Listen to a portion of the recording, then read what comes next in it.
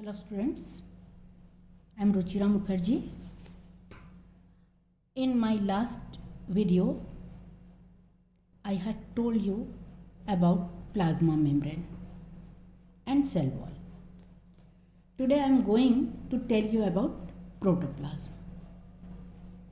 What is protoplasm? In every cell inside the plasma membrane, there is a sticky fluid substance which is called protoplasm. Students, आपने eggs तो देखे होंगे, सभी ने देखा है। जब आप एग को तोड़ते हैं तो आपको उसके अंदर एक येलो पोर्शन दिखाई देता है और उस येलो पोर्शन के चारों तरफ एक स्टिकी फ्लूइड गोंद के जैसा चिपचिपा सब्सटेंस दिखाई देता है। आपको पता है ये एग क्या है? एग भी एक सेल है। हाँ, वो सेल इतना बड़ा है कि आपको उसको माइक्रोस्कोप से नहीं देखना पड़ रहा है, आपको खुली आंखों से दिखाई देता है। उसके अंदर जो आपको एग को तोड़ने के बाद जो येलो पोर्शन दिखाई देता है वो है न्यूक्लियस, और उसके आसपास जो स्टिकी सब्सटेंस दिखाई दे रहा है वो है प्रोटोप्लाज्म, राइट? सो ये जो प्रोटोप्लाज्म है ये प्लाज्मा मेम्ब्रेन के अंदर होता है, स्टिकी फ्लूइड होता है और इसी फ्लूइड के अंदर सेल की सारी ऑर्गेनेलीज प्रेजेंट होती है। और ये सारी ऑर्गेनेलीज जो है ये सेल के अंदर की सारी लाइफ प्रोसेसेस को परफॉर्म करने में हेल्प करती है। In every cell inside plasma membrane there is a sticky fluid substance which is called protoplasm. अब मैंने आपको एग का एग्जाम्पल देकर के बताया, जो कि एग अपने आप में एक सेल है। अब आपको प्रोटोप्लाज्म समझ में आ गया होगा कि उस येलो पोर्शन के चारों ओर जो आपको स्टिकी गोंद के जैसा सब्सटेंस दिखाई दे रहा है वही है प्रोटोप्लाज्म। अब इसके अंदर बहुत सारी सेल ऑर्गेनेलीज प्रेजेंट होती है, पर अब जब आप एग को तोड़ेंगे तो आपको प्रोटोप्लाज्म के अंदर वो ऑर्गेनेलीज नहीं दिखाई देंगी। क्यों? क्योंकि वो ऑर्गेनेलीज बहुत ही माइन्यूट होती है और उनको आप माइक्रोस्कोप की हेल्प से ही देख सकते हैं। And inside protoplasm cell organelles are present and these organelles perform various processes of life। और इसीलिए हक्सले नाम के साइंटिस्ट ने प्रोटोप्लाज्म को फिजिकल बेसिस ऑफ लाइफ कहा है। Huxley, a scientist, has called the protoplasm substance as a physical basis of life. Physical basis of life, protoplasm is a physical basis of life. ये बात Huxley नाम के scientist ने कही। और क्यों कही? क्योंकि इसी प्रोटोप्लाज्म के अंदर बहुत सारी सेल ऑर्गेनेलीज होती है। ये सेल ऑर्गेनेलीज ही सेल के अंदर सारी की सारी लाइफ प्रोसेसेस को पूरा करने में हेल्प करती है। इसीलिए, और ये ऑर्गेनेलीज प्रोटोप्लाज्म के अंदर पाई जाती है, इसीलिए प्रोटोप्लाज्म को फिजिकल बेसिस ऑफ लाइफ कहा है हक्सले ने। Now this protoplasm can be divided into two parts, cytoplasm and nucleus. So students, see, this is plasma membrane। इसमें आपको ये जो राउंड सब्सटेंस दिखाई दे रहा है यह है न्यूक्लियस, और न्यूक्लियस के बाहर आपको जो कुछ भी दिखाई दे रहा है स्टिकी सब्सटेंस, यह है साइटोप्लाज्म। अब आप कहेंगे मैंने अभी इसको प्रोटोप्लाज्म बताया था और अभी मैं इसको साइटोप्लाज्म कह रही हूँ। तो एक्चुअली जब हम प्रोटोप्लाज्म कहते हैं तब हम साइटोप्लाज्म प्लस न्यूक्लियस की बात कर रहे हैं, लेकिन जब न्यूक्लियस को हम अलग से पढ़ते हैं, अलग से देखते हैं, तब न्यूक्लियस के बाहर जो कुछ भी पाया जाता है, जो सब्सटेंस पाया जाता है, स्टिकी सब्सटेंस, वो साइटोप्लाज्म कहलाता है। So protoplasm means cytoplasm plus nucleus. Protoplasm means cytoplasm plus nucleus. तो अभी मैं आपको सिर्फ साइटोप्लाज्म के बारे में बताऊंगी, न्यूक्लियस के बारे में बाद में पढ़ते हैं। और इसीलिए प्रोटोप्लाज्म को हम दो पार्ट्स में डिवाइड करके पढ़ते हैं। One part is cytoplasm and other part is nucleus. So cytoplasm plus nucleus is equal to protoplasm. In this way protoplasm can be divided into two parts. इस तरह से बांट कर पढ़ने से हमें सेल को समझने में आसानी हो जाती है। इसीलिए हम प्रोटोप्लाज्म को टू पार्ट्स में डिवाइड करके उसकी स्टडी करते हैं। One is cytoplasm and other is nucleus.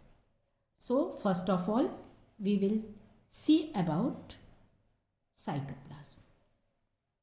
So now it is clear to you that cytoplasm is a part of protoplasm. Cytoplasm is a part of protoplasm which lies between plasma membrane and nucleus. Cytoplasm cell का वो part है जो कि cell membrane के अंदर और nucleus के बाहर होता है. Now this cytoplasm has so many organelles. When you will study animal cell, you will see various organelles. These all are organelles. Organelles means part of the cell which forms cell body and which perform various functions. So सबसे पहले हम first cell organelle के बारे में पढ़ेंगे and that is mitochondria. This is mitochondria. This is also mitochondria. ये एक छोटा डायग्राम है. इसमें आपको सिर्फ 2 माइटोकॉन्ड्रिया दिखाए गए हैं, लेकिन सेल में बहुत सारे माइटोकॉन्ड्रिया स्कैटर्ड होते हैं. अब माइटोकॉन्ड्रियाज जो है वो क्या होते हैं? माइटोकॉन्ड्रिया डबल लेयर स्ट्रक्चर होता है. देखिए, दिस इज वन लेयर और उसके अंदर आपको एक और लेयर दिखाई दे रही है.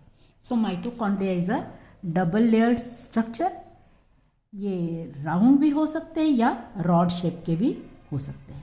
So mitochondria a double layered round or rod shaped structure and with its inner membrane having finger like projections. इसकी अंदर वाली मेम्ब्रेन जो होती है वो फिंगर लाइक प्रोजेक्शन से बनी हुई होती है. एंड इस माइटोकॉन्ड्रिया को रेस्पिरेटरी सेंटर कहा जाता है. Mitochondria is the respiratory center because here energy is produced by the oxidation of food products. Students, हम जो फूड खाते हैं उसके डाइजेशन के बाद वो सिंपल सब्सटेंस में टूट जाता है और वो हमारे ब्लड में एब्जॉर्ब कर लिया जाता है. आपको जैसा कि मैंने बताया कि सेल लिविंग है, इसीलिए हर एक सेल को, जिस तरह हम लोग लिविंग बॉडी है, हमको जीने के लिए फूड चाहिए, ऑक्सीजन चाहिए, उसी तरह हर एक सेल को जिंदा रहने के लिए ऑक्सीजन और फूड की ज़रूरत होती है. And this food and oxygen is supplied to each and every cell by blood. So when this blood reaches to every cell. Then this from blood, food material is sent to the cell, which is taken by mitochondria. और blood के अंदर oxygen भी होती है, वहाँ पर इस food का ऑक्सीडेशन होता है और एनर्जी प्रोड्यूस होती है, जो कि हमें वेरियस फंक्शंस करने में हेल्प करती. तो हमारे बॉडी की हर एक सेल के अंदर माइटोकॉन्ड्रिया होता है. ब्लड के द्वारा फूड एंड ऑक्सीजन हर एक सेल को पहुंचाया जाता है. उस समय माइटोकॉन्ड्रिया उस ऑक्सीजन और उस फूड को ले लेता है. उस माइटोकॉन्ड्रियन के अंदर फूड का ऑक्सीडेशन होता है और एनर्जी प्रोड्यूस होती है. इसीलिए माइटोकॉन्ड्रियन को रेस्पिरेटरी सेंटर भी कहा गया है. सेल का रेस्पिरेटरी सेंटर भी कहा गया है. Mitochondria is a respiratory centre because energy is produced here by the oxidation of food. और चूंकि यहाँ पर एनर्जी फॉर्म होती है, इसीलिए इसको power house of the cell भी कहा जाता है. सो माइटोकॉन्ड्रियन को रेस्पिरेटरी सेंटर या तो power house of the cell के नाम से जाना जाता है. This mitochondrion is a respiratory center as well as powerhouse of the cell. Now, second organelle is endoplasmic reticulum. See in the picture, animal cell. These are endoplasmic reticulum. This one.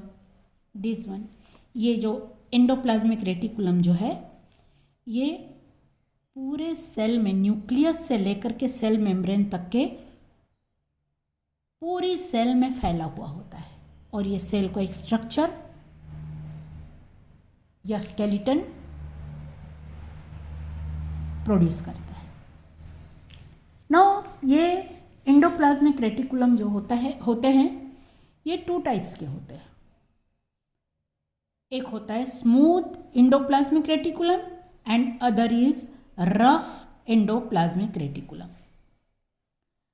What is the difference between smooth endoplasmic reticulum and rough endoplasmic reticulum? Smooth endoplasmic reticulum पर ribosomes नहीं पाए जाते हैं, लेकिन rough endoplasmic reticulum, जिसको कि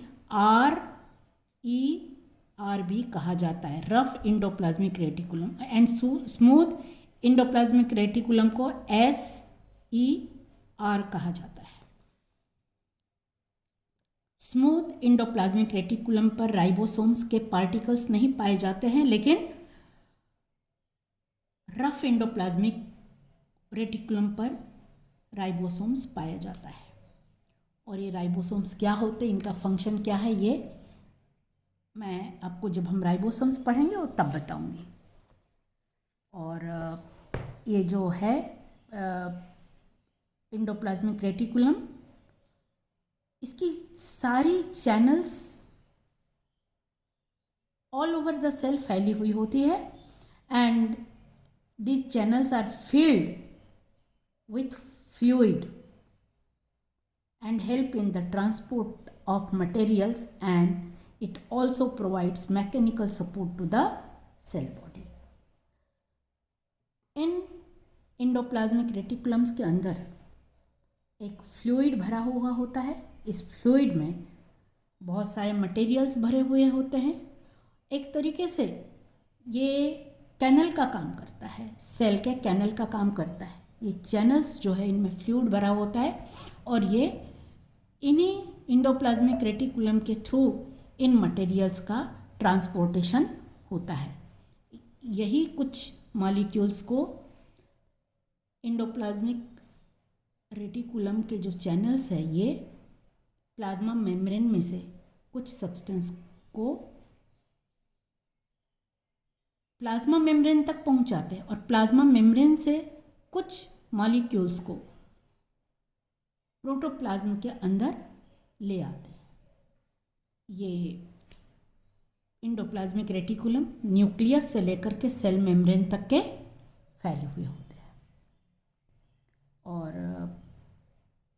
इस तरीके से we can say the function of endoplasmic reticulum is to transport helps in transportation of materials and also provides the mechanical support to the cell body। इस तरीके से इंडोप्लाज्मिक रेटिकुलम जो है वो ट्रांसपोर्टेशन का काम करते हैं विद इन द सेल और सेल बॉडी को मैकेनिकल सपोर्ट भी प्रोवाइड करते हैं।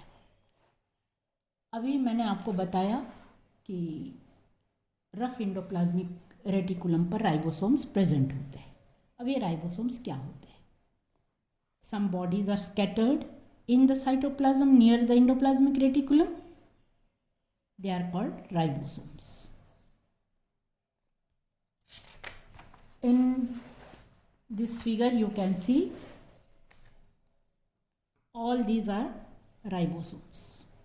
ये साइटोप्लाज्म के अंदर स्कैटर्ड होते हैं और रफ इंडोप्लाज्मिक रेटिकुलम के ऊपर होते हैं, उसके आसपास होते हैं। और इन राइबोसोम्स का फंक्शन जो है वो है प्रोटीन सिंथेसिस। प्रोटीन सेल के अंदर प्रोटीन बनाने का काम राइबोसोम्स करते हैं और इसीलिए राइबोसोम्स को प्रोटीन फैक्ट्रीज भी कहा जाता है। Ribosomes are called as protein factories. Now, Golgi bodies. Golgi bodies को Golgi apparatus भी कहा जाता है। In animal cell, ये आपको डिस्क शेप के जो बॉडीज दिखाई दे रही है, डिस्क शेप की जो बॉडीज दिखाई दे रही है, इनको गोल्गी बॉडीज या गोल्गी एपरेटस कहा जाता है। ये गोल्गी बॉडीज एक के ऊपर एक थप्पी के रूप में रखी हुई होती है, अरेंज्ड इन अ पाइल। और जब गोल्गी बॉडीज एक के ऊपर एक अरेंज की हुई रहती है, पाइल्स में लगी हुई होती है, तब इनको गोल्गी एपरेटस कहा जाता है। एंड इन गोल्गी बॉडीज का फंक्शन क्या है? Their function is to secrete various chemical products. Various chemical products को बनाने का काम गोल्गी बॉडीज करती है। सेल के अंदर बहुत सारे केमिकल प्रोडक्ट्स का निर्माण किया जाता है इन गोल्गी बॉडीज के थ्रू। मतलब गोल्गी बॉडीज जो है, the function of Golgi bodies is to secrete मतलब निर्माण करना या बाहर निकालना various chemical products। Now centrosome। Centrosome this is star shaped structure, you can see it in animal cell। This structure is called centrosome। This is star shaped structure and it is found over the nucleus in animal cell।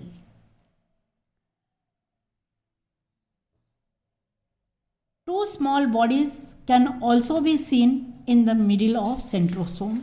Centrosome के अंदर two small bodies आपको दिखाई देती है।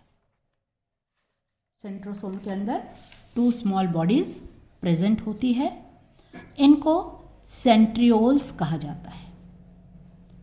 Small bodies present inside the centrosomes are called as centrosomes. Centrosomes these are called centrioles। Centrosomes help in the division of animal cell।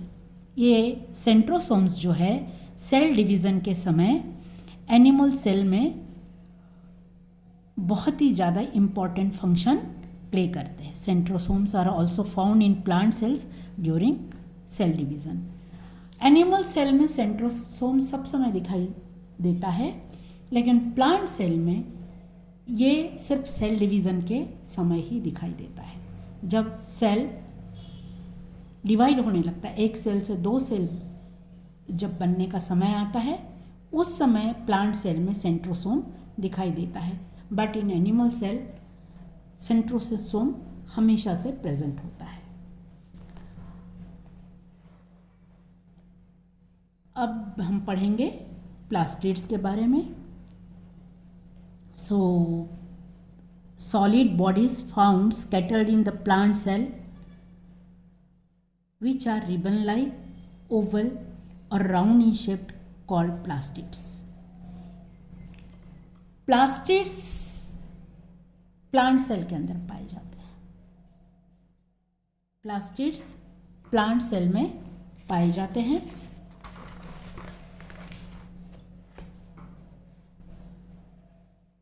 जैसे कि ये chloroplast. Chloroplast ये भी एक प्लास्टिड है। ग्रीन कलर का प्लास्टिड क्लोरोप्लास्ट कहलाता है। फ्लावर्स में आप देखते हैं बहुत सारे कलर्स होते हैं, कई कलर्स के फ्लावर आपने देखे हैं। फ्लावर्स को कलर देने का काम भी प्लास्टिड्स ही करते हैं। उन्हें क्रोमोप्लास्ट कहा जाता है।